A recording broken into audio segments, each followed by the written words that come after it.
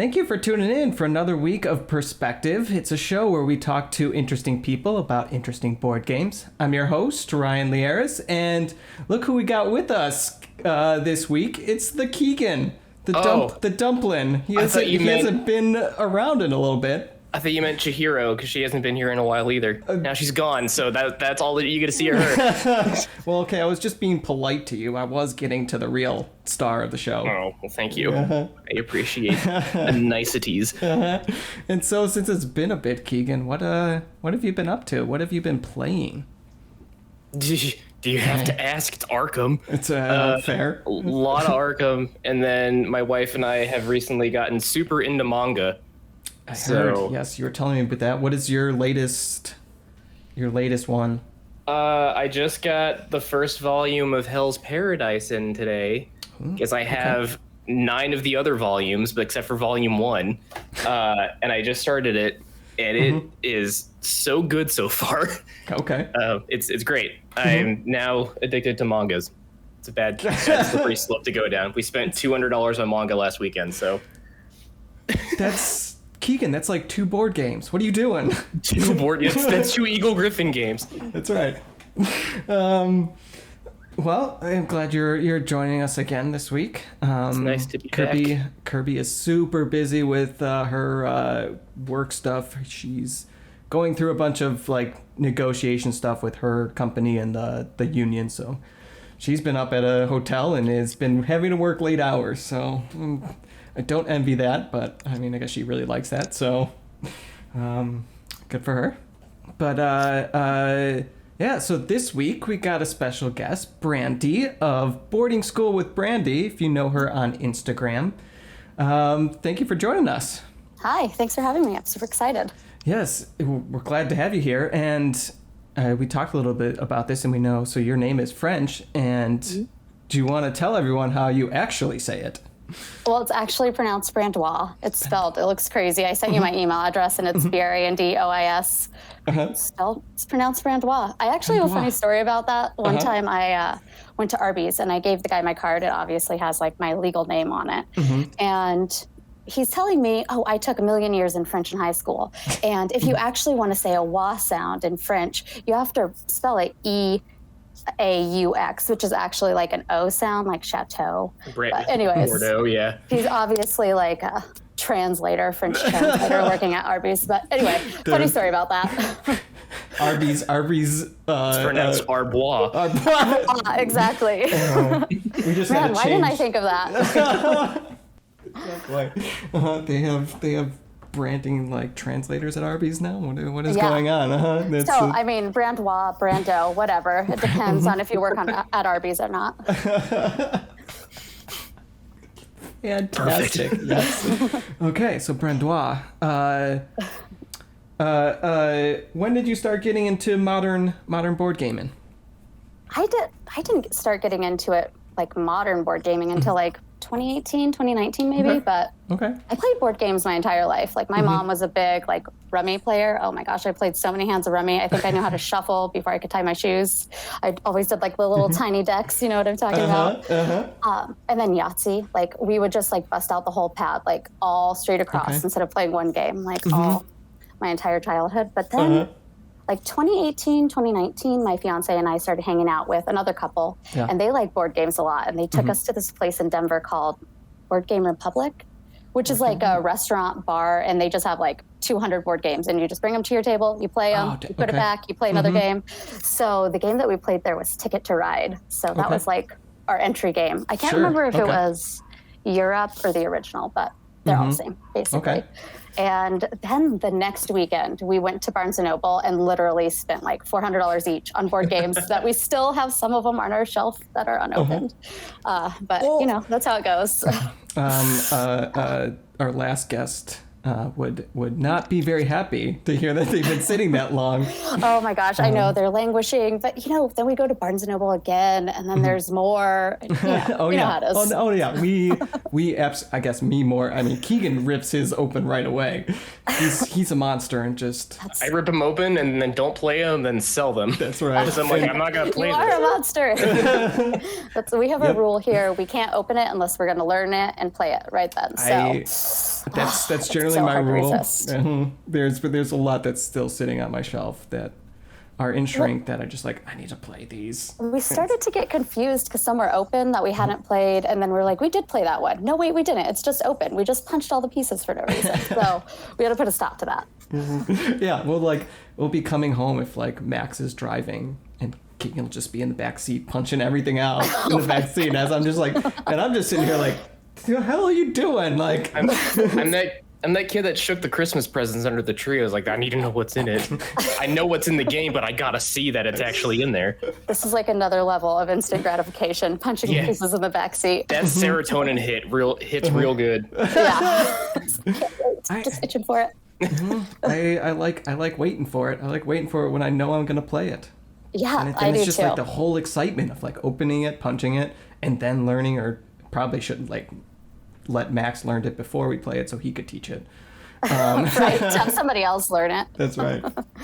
Usually we have like Rado on in the background while we punch the pieces. So and we can learn the games quickly. Hopefully, that's what we always think. And then like 4 hours later, you still don't know what's going on.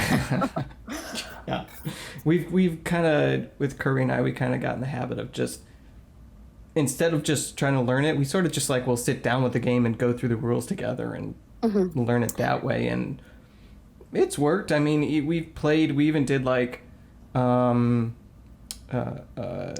had to do that with Vinhos again. I had to like re-go through all the rules, and we were just sitting there, went through the rule book together, and I was like, okay, this is, as I explaining it, I'm kind of reading through some of this, and I guess it kind of helped with remembering things as you were just reading it and talking through it together, than just sort of listening to the video and going, I think they said that. I'm pretty sure they said that in the video, that this is this rule. I really like to sandwich it, like video, read the rule book, video. I don't know. Yeah. So, I need to hear all the details. That's what I used to do a lot, yeah. More rule books should do what Ravensburger does with the Stefan Feld games. I don't know if they do with the rest of their games, where they have like the column in yellow in the rule book that's like if you played this game before but it's been a while, here's the cheat sheets, and just read the I know quick exactly notes. what you're talking about. More rule books need that. It's so nice. Yes, there's a recent game that I played that it actually had like a QR code for a video teach. If like, nice. If you like watching, like watching how to play, go to this site. I feel like I see a lot of Rodney videos being like put on the back of, or at least his like logo on the back of board games now. So yeah, that's pretty cool. I want to see more big board games that acknowledge it from in the rulebooks. But hey, we understand, like, some people are just better at watching a video to understand it. Or you need just both. include that. Yeah. Yeah. Absolutely. We were just actually talking about how many more games need player aids with their rule books. Like, I think we're going to start making some of our own for some games. Yeah. I don't know. We'll see how that goes. Go ahead, Keegan. I was just sitting. Oh, I'm sorry. I thought you had something to say. I was thinking about saying something, and then I was in my head. I retracted it. So okay, fair enough. We're good. Eagle Griffin, some of theirs and like the Lacerda ones have some pretty good player aids. I can't think of any really good ones off the top of my head. I just played a new game that had a great one, though. I can't think of it. The one I just played, Summoner Wars 2nd Edition, has the best player aid ever because it's on the board. And it's just, and it takes that game takes 10 minutes to teach, and you're like, I forgot what I'm supposed to do. You look down, and it shows you in order what every turn is and what you can do on each turn. Oh, yeah. Perfect. I think even a Gugong on the player board kind of does that, even though it's like on the main board.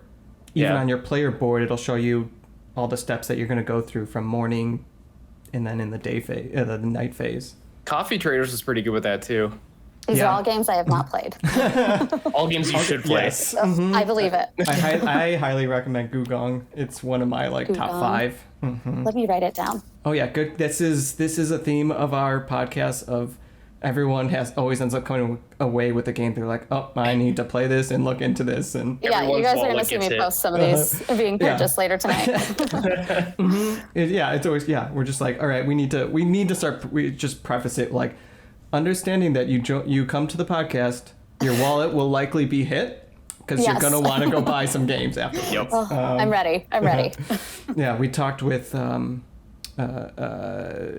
Meeple a couple weeks ago, and like she has kids, like does a lot of stuff with the kids, and so like Kirby's just like furiously writing down a bunch of games that she's recommending them to. I asked a lot about kid games, and I like Ticket to Ride, maybe, like the little ones. I don't know. Can't they just play all the games once they're 5? Yeah, that's right. That's right. That's right. I don't know. Their hands work at that point. That's enough. Right. They speak words. You can play Gallerist. Let's go. Well, I feel like they can diss you at 5. They talk crap at 5. Isn't that all it takes? Yeah. I think that's the signaling moment of when you bring your child into board games. As soon as they can talk back. Like, yeah. Okay. So you need to be able to beat them at something. I would love to play coup with a group of kids. Like kids that are just learning how to like lie to get away with things. Just learning. They learn that at like baby age. Mm-hmm. You got to be selective about it because like if you look at, I think like maybe Wolfie would just hate, like he doesn't want to lie, or like there's kids that don't want to lie. And you're like, the kids that say the kids that say I didn't eat a cookie while they're chewing the cookie. Those are the kids you want to play those games. Those are the kids. Yeah. Target those kids. Yes. Yes. I gotta start doing it because we actually last night Kirby and I were talking with one of the owners at our local game shop, Dice Dojo, and we were talking with him about partnership. We were looking at like starting these pop-up events and stuff, and talking about doing them at weddings, doing them in restaurants and whatnot. And he had suggested, well, there's a whole like untapped market of like like public schools to have these events, and it would be good like contracts that you could have with school districts and whatnot. And we're like, oh, this is interesting. Okay. Like what kind of pop-up events? Playing games? Yeah, it's just like events? Board game events. Love that. You could totally swing this as educational. I mean, you learn a new language every time you read a rule book with like symbols and stuff, right? Yep. I feel like you could totally swing that to some schools. Yeah, and I like the whole goal then. Well, originally it was like we wanted to start a restaurant or more of a board game bar and tavern. That's the dream. There's not really ones in Chicago. There's a bunch of cafes, right? And but we want to do more very specific bars, and especially like ones with a tap wall and with tap wall beer and whatnot. And we're like thinking about though these pop-up events and things that are going on. Like as we talk about building this brand, it's almost like it sort of became thinking about it, it's almost a secondary thing. It's just like it's part of this bigger thing that we could be doing, but. Right. Do the bar thing, and then the bar can go to these little pop-up events. Yeah. You got all your branding stuff. Yeah. That's the dream over here, too, the board game bar thing. Oh, that'd be awesome. Take the bar to the kids. We're going to pitch it to CPS and be like, hey, listen, we're a bar. Have the kids come for an after-school program. Have them play Ticket to Ride, Splendor, get a virgin daiquiri. You're teaching them about the finer things in life. They're going to be there anyway. We're teaching you the adult things that school doesn't teach you normally. Also, how to file your taxes. That's the other thing you'll do. The other thing, to file your tax. Okay, yeah. But, after a few virgin daiquiris, of course. But okay, so after our little sidebar here of this, getting back to Brandois, learning some. Okay, so what are some of the games you still got? Those original games you still got in Shrink? I honestly don't even know which ones are original from like the first like board game haul, but I did just notice from my first Instagram post in November 2020, Babylonia is still sitting here in shrink wrap. I went and bought this game just to post it on Instagram. I think I'll play it one day. We're going to play all these games one day, but there's so many that have been here for over a year. It's getting crazy. We can tell you for sure that Babylonia is good because Max loves it. Yes. Okay. Yeah. It looks good. I love the back. Look at the fountain. I want to do like a succulent garden that looks just like this. Look at this. That'd be beautiful. Wouldn't it? Yeah, he really wanted to play with us, but now that he has his twins he recently had their twins, he's busy. There's no way he's getting out to play. And it's funny because like the whole lead up, like when they first were like, oh yeah, we finally, like they had been trying for years, whatever, and finally got pregnant. He's like, well, I'll still be around occasionally to play. I'm like, no, free you will time not. Is used for sleep now, and that's it. Like you're done. You are too preoccupied for the next several months. Oh man, twins. That's a lot. Mm-hmm. And I have 2 dogs. That's a lot. Yep, and he already has like a 6-year-old son. Oh, so he babysits, right? Is that how it works? I don't know. I'm so out of touch with the children world. Yeah, I'm satisfied being a dink. Dual income, no kid. Yeah, that's a dream. That's the American dream right there in 2021. Yeah. Yeah, at this point, yeah. Now it's changed from the before times.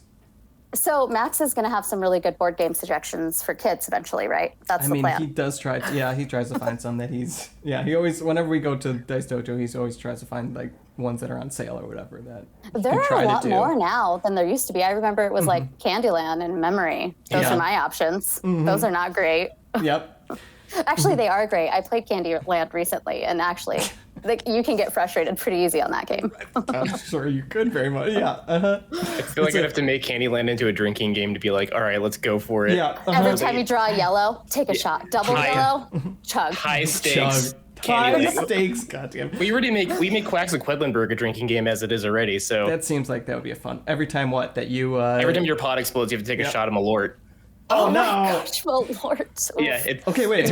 You've had Malort? It sounds like you've had it. I actually have a friend who loves to go to Chicago, and she loves to buy Malort while she's there. And she's like, "You just have to have this. It's like a delicious, trashy, like gas station drink." And I almost died. I drank like a whole can of Dr. Pepper after a sip just to like get it out of my mouth. Yep. And it touches your soul. You can't get it out. It's not. It doesn't leave until the next day. The only thing that works is pickle juice. It's the only thing that will kick it. Even worse. Yeah, just another shitty thing to do with it. That sounds like it would be a terrible combination. Maybe they cancel each other out. I don't know. I got it. What flavor did you have for the aftertaste? Like just that lingering poison. I don't even remember.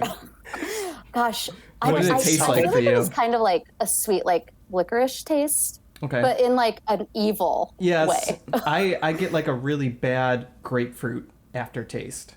Ooh. That's what it feels I mean, like it was me. like acidy. So I could say that, but oh gosh, my lord. That's acidy or like acidy? Like it tastes like ass. Both. Acidic, but acidy. So I was gonna go with ass because that's what it tastes like to me always. All of those things could work. We had a bottle of Malort at our wedding, and we put a GoPro onto it, and we had people just take the bottle off and like drink. So we have this nice compilation video of everyone's like reactions when they drink out of the bottle. Oh my gosh! Yeah, that sounds really nice.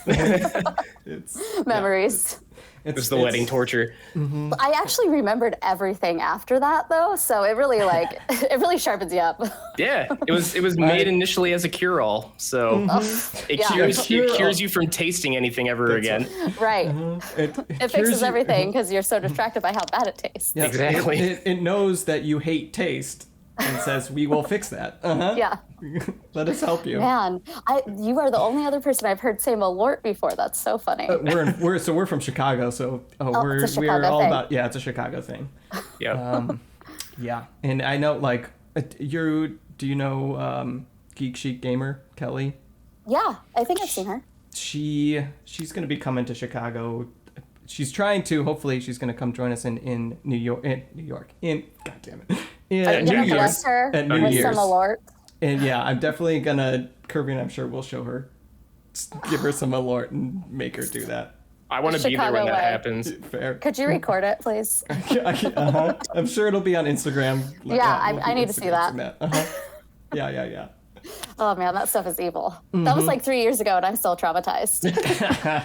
I just had my last shot 2 weeks ago when my friends came up from Kansas. So, oh, gosh, you just have to bust it out when people have never had it, right? Like you have to. It's the thing that you do. Kind of, yeah. Give me it always. No, one of my friends from Kansas actually loves it, so he buys up 2 bottles, one to drink here while he's here, one to take home with him. Oh my god! He just like pops a straw in it and like drinks. We got through a whole bottle last weekend or 2 weekends ago. So between 3 of us, so like out in public, so instead of like wine in a pop can, he just puts like Malort straight in a can and just not in a pop can. He puts it in like a clear Capri Sun bag so people know what he's drinking. Oh my god! Cool. Fantastic! I like this. He seems like a fun guy. Yeah, Mark is a fun, goofy little ginger boy, and I love him. Well, I'm happy to see you're still here after drinking a whole bottle of Malort 2 weeks ago. I don't think I would be standing. Good. I think the longer you're around and keep showing it to people, it's slowly like you're like, all right, I can. Not that it gets better. You're just like, I can handle this now. It's just like I'm prepped. I know what I'm doing. Whatever. It's just I'll do this with tolerance. you. Yeah, it's the tolerance. I don't want it's not that good. tolerance. It's not good. But It's something to be proud of. yeah, no. But I let's switch this from Malort cast back to board this became the alcohol, but yeah, we always have a mini podcast within our podcast of different things. I think we're at too many podcasts so far. Yeah, cut them together. Put this on the other this has been podcast our channels. alcohol section of our podcast. And bringing it back to board games, yes, and of course, and something I always forget to do at the beginning is to mention the topic of the week, and that is games you've... Malort. It's been hijacked. Brandy wanted to just talk about Malort. I mean, I'm sure there's a lot of stories. We could fill up an hour. That's true.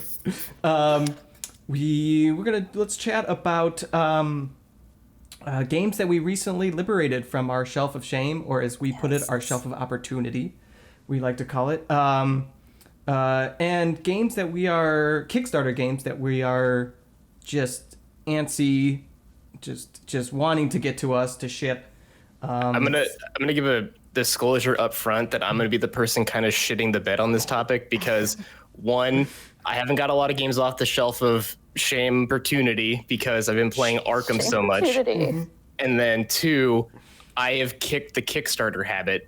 So I have like one Kickstarter thing I'm looking forward to. So most of my things are going to be games I want to get off the shelf. You should write a how-to guide on quitting Kickstarter because that's not in my future. You need to do like seminars of like, right? Yes, like seminars would be great. You need to speak to us directly. Yeah. Like that scene in Endgame with the Captain America sitting around everyone. Yep. Yeah. Yes. What games have you been able to recently purge from that shelf? Brandy? Is this for me? I wrote down 4 of them that I had on the shelf for over a year that we played in the last few months. I know. The first one is Castles of Burgundy, which I wanted to bring up because everybody's played it. It's so old, right? It's so old. It's from like 2012, but that was before I was in the hobby, so it's old to me. But oh my gosh, like we played this game and then we played it every single night for like 3 weeks. And then we took it to our friend's house and showed it to them. And then they kept it and played it every single night for a week. Like, I have no idea how we left that in the box for so long. Keegan over there is like a giddy little girl right now as you're talking. That's the game that got me into the hobby. Oh, see, because it's been around forever and it's a freaking classic. It's still my number 3 favorite game of all time, even though I've been in the hobby for almost 10 years at this point. It's my number 3 still. Yeah. It's so good. For a long while, it was his number 1 until, Arkham came around. No, until Root kicked it out. Okay, so... And Arkham kicked both of them out. Yep. That's funny. We actually found out on our last game like a week or so ago that we've been playing it wrong. You can, well, not wrong necessarily, but after the first game, you can put your green castle on any of the green spaces to start. And we didn't know that and didn't figure it out until I got a board that didn't have a 6 in the middle. So anyway, that happens, right? Also, fair warning, don't use board 11. Board 11, if you want to slaughter everyone in the game and win by 50 points, play board 11. Is that the one with all of the tan things in a row? It's 8 tan things in a row? It's the one that has a bunch of just single hexes. Because you know how the longer the game goes on, if you complete a section, you get a bonus point, and if you finish a section in round A, you get 10 extra points. Yeah, so you just crush them all in round A. You just get a bunch of them around and get 60 points in round A just for finishing up single sections. Yeah, I'm playing that board next time. Normally we do it random, but it's gonna be random next time. Yeah, don't tell anyone that's the board you're using, but you will crush everybody with it. Oh, man, I can't wait. I'm going to jinx myself now, but my record on that is pretty good, and I usually win, but I'm going to try that life hack that you just told me. And I'm curious, so take a step back, and you said it's your fiance? Yeah. Yes. Yeah. When you guys met, were both of you playing board games at the time, or did one person get the other into it? Well, his friends kind of got us into it, but I was always nagging him to play little games with me, like Monopoly and Risk and categories, which I'm obsessed with. So I was just itching to get into it. And he was kind of his friend had to tell him it was cool or whatever. Wow. Okay. So anyways, we got here. Yeah. Okay. And so then what is your differences in styles of games that you like? I don't don't know. That's a good question. I don't really dislike any games. I just like to play. I'll play whatever. I don't think that he loves cooperative games, which I'm always trying to bring to the table because I want to be in control of everything, which means my hand and your hand and the whole freaking thing. So yeah, I love cooperative games, but I think both of us are really just like, we want to play, so we'll play whatever. So I don't know. That's a lame answer, but whatever. That's a good answer. No, I mean, it's like Max really. There's very few games that Max hates. And there's been like a couple that like he will just despises, and like when he doesn't like a game, he hates it. But otherwise, he just enjoys playing them all. And you and I both are more of the people that are like, I hate this. we definitely have our styles that we prefer, and when we play certain games, we kind of still have that mindset of like me. It's a very heavy Euro gaming, and so like.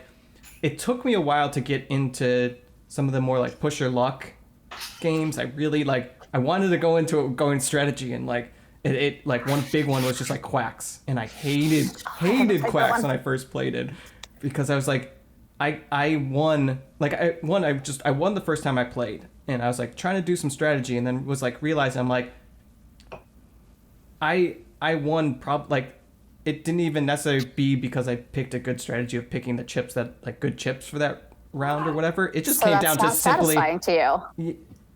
Well, yeah, going into it with that mindset, and I'm like, I just need to go into it, just like have fun, just be like, we're all just like have drinks. Let's just be silly with it and just have a fun time. And then I just decided I'm like, I need some of those games in my collection. Bought Quacks and went huge, like bought all those chips from the Geek Bit, like the Geek Up ones. Yeah. And it's fun. Kirby and I just love playing, having fun with it. And just if we want to do something silly, don't want like it's a little late. I don't want to do something heavy. That's great, right? Yeah. That's been Welcome to over here. Like I have to play Welcome to almost every night now. It's so good. It's so good. Welcome to is great. That one did not last on the shelf of shame. Like 2 days we had it. I had to play it. Have you done twice a Gongshang Clever? Twice as clever or something? I think it's called. Haven't. I just got a game called Something Clever though. Twice as clever, or what? I forget what the. There are 3 of them, right? Yeah. Yes, I have one of them. It just got it in the mail yesterday. I haven't played any of them yet though. Yes. They look fun. It may replace your Welcome to. It's obviously another roll and white, and it's just like they're very fast games. And yes, that's what I love about them. Kirby and I they take up like no space. We have these IKEA trays that we put on the bed and play in bed when we're really lazy, which is every day. I mean, that's fantastic. Yes. Life hack. It's a life hack right there. If you get some trays, play in bed. Do you ever do the thing where you take a game out and you just set it up to look at it and you go, all right, I'm done, and you put it away? I haven't done that yet, but eventually I probably will. I work from home and Matt works outside, so I will just set up a game and not tell him that we're playing in games, and I'm like, what are we going to do with this whole game that's out? I guess I'm the weird guy that does that. Hey, it's fine. You just have to admire them sometimes. Okay, well, yeah, to be fair, sometimes I'll open up the box and just kind of admire the ones that I have, like the super upgraded stuff, all my nice organizer, and I just like big one I'll do with Teotihuacan. Just to remember how beautiful the organizer and upgrade stuff I have. But I don't know how you would just set it up and then tear it down. I'm just like, if it's out there, I want to play it. I've set up and torn down Feudum so many times just because I'm like, I just want to have it set up and look at it. That's still in shrink wrap. Oh, you need to get on that. I know. I actually put it on the top because I really want to open it, and it's been staring at me, and it's not working. My motivation is not working. It's in my top 10. I love that game. Is it easy to learn? How many pages are in the rules? No, don't know. The rules, it will be a minimum of an hour to teach. Minimum. For those who know the game and can teach it. For those who know the game and can teach it, you can do it in 50. I only know this because I've taught it enough, and I had to write my own cheat sheet up for it, and the cheat sheet is 11 pages long. Oh my gosh, so I'm not ready. Okay, it's very good once you start playing it though, and things start clicking. It's super fun. And I believe it. Don't get discouraged with like a first play. You absolutely need 2 plays with it to really start understanding it, because there's so much small minutia things that you're just like strategy wise that you're like, oh, as things start clicking, but then it's a little later in the game and you're like, okay, you just need to play it again. And that way you've like got it down, and you're like, okay, I really start to see some of the merit in this. And I kind of like those games like that because then it gets in my brain and I have to play it sooner because I could have done all this other stuff way better. So I have to do better, you know. I got the same feeling with like Coffee Traders, that it definitely needs another play to really appreciate where that's like all the different possible strategies that you can really start getting into. Yeah. And go ahead. I was gonna ask, do we want to do like round robin and go around and each give one, or do we want to have everyone do like an info dump for like games? I just talk as you talk, and if you just kind of chat, and we'll be like, okay, cool. Yeah. Sorry to derail, but we always do it, and let's stay on. Let's keep chatting about some of the games that we've been getting off our shows. I'm very happy that Castles of Burgundy is one that you brought up, though. I'm always excited when people bring that game up. Yeah, it's actually the last one I wrote down. I was just like looking at my shelf, and that one caught my eye, and I can't believe I forgot about it. Can't believe I didn't open it. We actually opened it as soon as we got it. It was one of those ones we broke our rule on, and I was like, these pieces are like okay. This is okay. No, don't be nice. It looks like shit. It's a not fancy. Game. It's a felt game. Yeah. It's all in the mind. Yeah. Yep. It actually turns out cute when you're done. It's just not great at first. Agreed. No, I'll stay on topic. Okay. Kirby and I recently played. I had in the longest while Gallerist, which I see you got up back there. We finally got it. Also in shrink. You got to play it. For me too. It was sitting in shrink for so long. We played with Geek Chic Gamer, and we did her and her husband Kirby and I, and we did like a virtual game night where we like set up the cameras and we played it with each other, and it worked even for such a big game like that. It worked really well with, she's out in Northeast, and it still worked really well, and I think it topped it outbeat now Vinhos for me. It's taken I think that I can't wait to open it. It's have you played any of the other Lacerda ones? None of his big ones, but we just played. Tell me some of his other ones. I can never think of the designer names. Lisboa. Mm-hmm. Is that? Those are all they're all the bigger ones. They're all the same size as Gallerist would be. That's the mini version of one of the things in Lisboa. Yeah, that's not it. Is that the Mercado? De Lisboa. I love that one. That was a lot of fun. We did just play one of his games, but I can never remember the designers in the games. I don't know. I'm not the best either, but you got Vinhos, Gallerist, Kanban. Escape Plan, yeah. I feel like Weather Machine is the new one. Yes, that one looks really interesting, and I want to pre-order. Is pre-orders done? No, it's Kickstarter in November. Oh, it's Kickstarter going. Okay, cool, in November.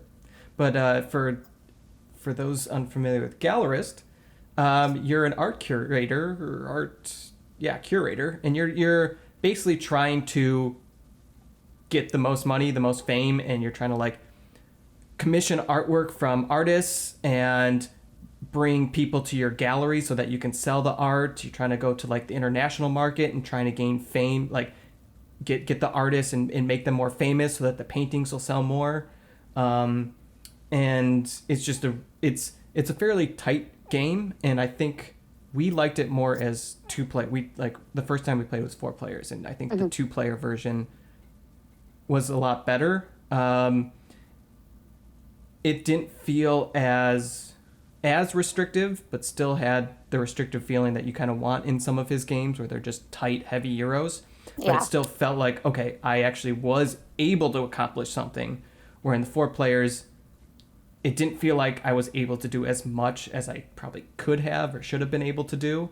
Right. And the whole, like, taking your actions is interesting, because when you take your action, you go to a main space, and if someone's pawn is already there, they get kicked out. Like, it's called like a kick out, but then they get to also do an action potentially at that location. So like you're trying to plan where you want to place your pawn so that you can potentially get like a secondary action before your next turn. And I think pretty much in the 4-player, it was always going to happen. You're going to get kicked out. There's just not enough places. But at 2 players, you might not, and you might just end up kicking out your own like assistant that you put there and not getting that bonus. So you have to be like really strategic about when and where you're going to do your certain actions. So That sounds really interesting. I like games where you're trying to get the most money. Yes. I went to school for accounting, so that's my jam. Don't play ecom games with her. Yeah, and it's really gorgeous. The board's fantastic. The components are amazing. It's an Eagle Griffin. They do that. That's their thing. I That's love their it. shtick. Yeah. The box looks really cute. I can't wait to open it. Yeah. There was one recent one. I was going to say, I'll flip the subject and go from pretty box to ugly as shit box. I'm probably the one person in our game group who loves Splotter spelling games. I adore that company, and I want everything they make. And I think right before pandemic hit, I finished the Big Six collection of their games, and like the big popular ones. And the one that really hasn't hit the table yet that I really want to play is Indonesia. Which I know a lot of people say is their, I don't know. I feel like all the Big Six games are someone's favorite Splotter game, but a lot of people, like, I see a lot of love for Indonesia. It's either that or Food Chain Magnate are the two that I always see people say is the best one. I love Food Chain Magnate. I love that game too. It takes so much time to put all the cards out, but so worth it. I love that game. And just like Indonesia is just a giant economy putting stuff on the map game, and it looks like every other Splotter game. It looks very, very minimal, to be nice. But to be fair, it's also two guys doing this as like a side job for fun because it's not their full-time careers. But I'm super excited to play it. It hasn't had a reprint in a while. All the hype behind it. Speaking of Splotter and the Great Zimbabwe having their reprint. Yep. What, soon? I don't know. Next couple months? Hopefully, yeah. That game, when we first played, we're like, ooh, this could definitely use just like an upgraded custom one. And I'm like, I recently bought a laser cutter, and I'm like, now I really want to make a full Great Zimbabwe wooden laser cut one game. I say do it. That would be really cool. That'd be pretty cool. I mean, at least for Instagram, that would be cool, right? Yeah. To get the picture and say you did it. Yeah. I'm excited just to see their next game, because their next game I think is called Horseless Carriage, and it's supposed to be about like the car industry and going from like horse-drawn carriages to like automobiles. So I'm expecting it to have that Splotter look of whoa, what is this? Why? But I'm assuming the gameplay is going to be insane, like all their other games. So, did they do Roads and Boats? Roads and Boats. Yeah, with the demon donkey on the cover. Yep. Oh god, the one. Yeah. Oh, good lord. With the kidney beans for eyes, just staring into hell. Like that's their game. Kidney bean eyes. Have you seen what this game was that? I haven't. I'm about to Google it. Roads and Boats and etc. or something. No, just search Roads and Boats board game. Yeah. Okay. What else was I? What else have I been playing? God, Oh my gosh. It's so cute. I could have drawn this. I feel like I color like this. I could have done this for them. I wonder how much they paid. I mean, $15. I could probably do this in an afternoon if they want to talk about their next game. The game itself was 120 new, so. Oh my goodness. Yeah. So it's all in the gameplay. It's all in the gameplay. They didn't have time for frivolous things like art. Okay. the frivolous things in life. The design was the key thing, which I appreciate. Yeah. Oh boy. I will say though, I guess our topic is a little like a combined thing, but I just recently got. It's not one that I know we're anticipating, but one I had been anticipating and finally did arrive was Tinner's Trail. Oh my gosh! I just got that today. Yes. I'm so excited.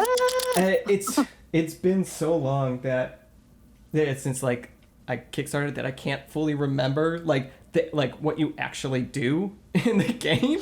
I was so just looking at it to get. You're a miner, and you're trying to buy land and get the most land and be the most prosperous. So I'm gonna win. You're trying to I already know. You're trying to like upgrade your mines to like keep like being able to produce more ore and No, it's a Martin Wallace game. Yeah. Mm-hmm. And Yes, I mean, Martin Wallace Wallace is great. I'm a huge fan of Birmingham, so and London. And London, yes, that's right. Yeah.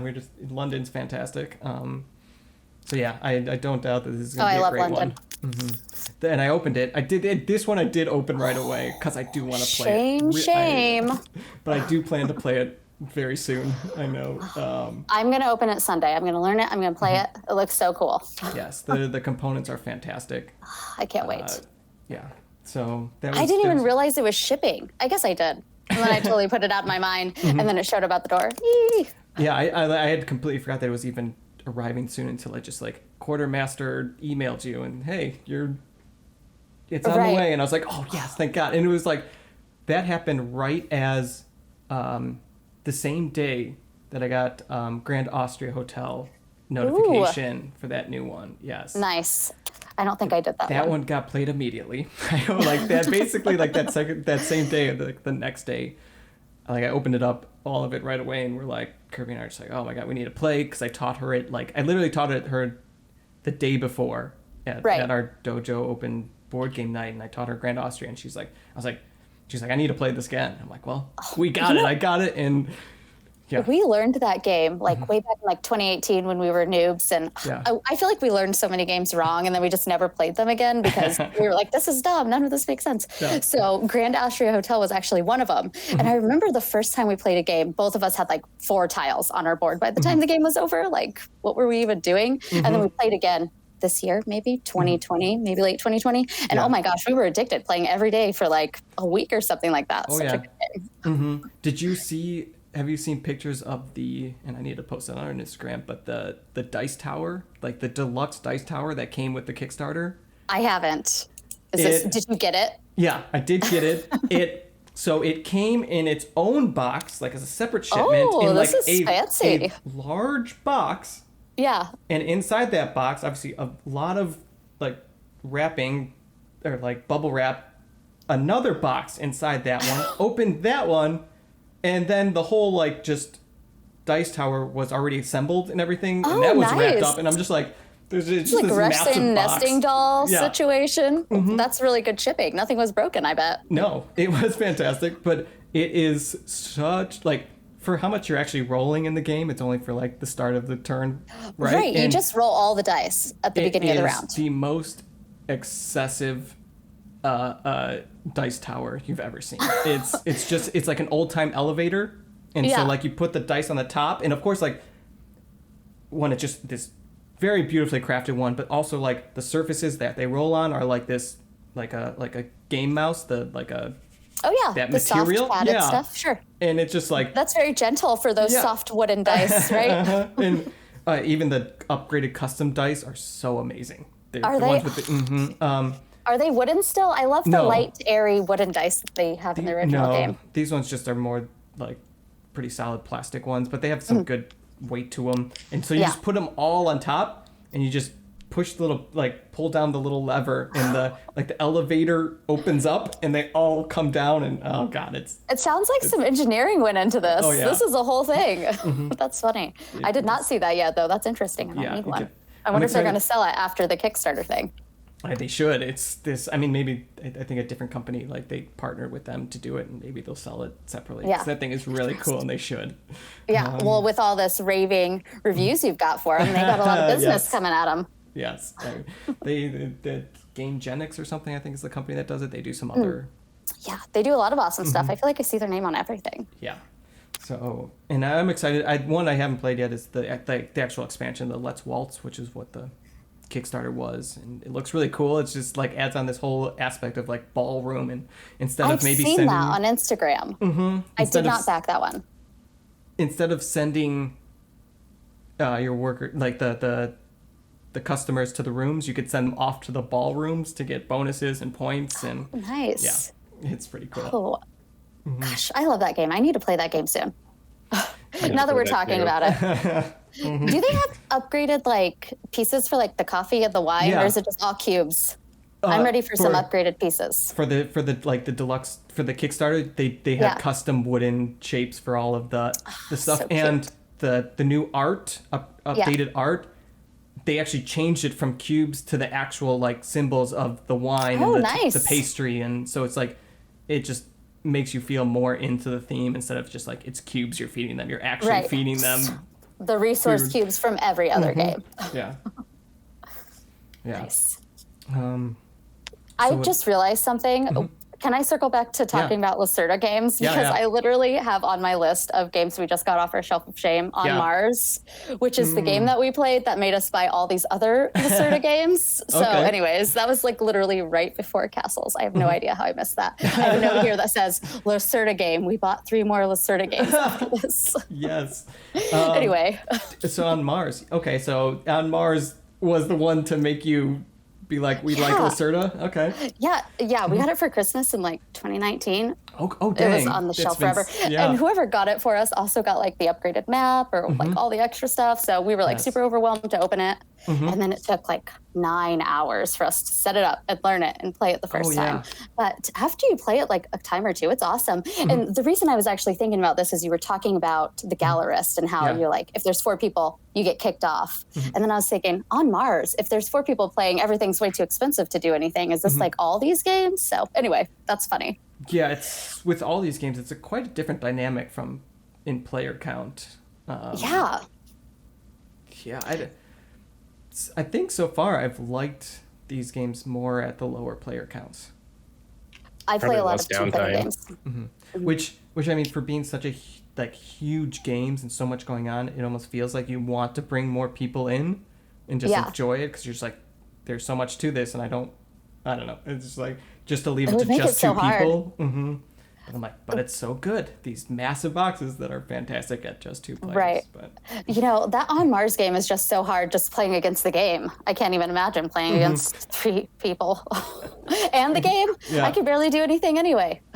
Did you see the new expansion for it? I haven't. Alien Invasion. That sounds so familiar. I probably did see that. I'm writing it down though. It's a smaller box and it just has like this big green alien on the front. It's still a red box and What does it add to the game? Do you know?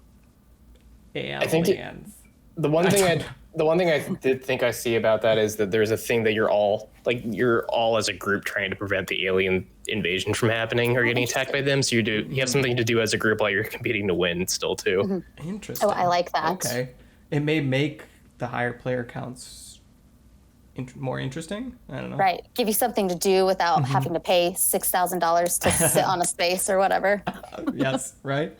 That's the appropriate amount when there's 3 workers on a space, right? $6,000. Yes. Is there any Kickstarters?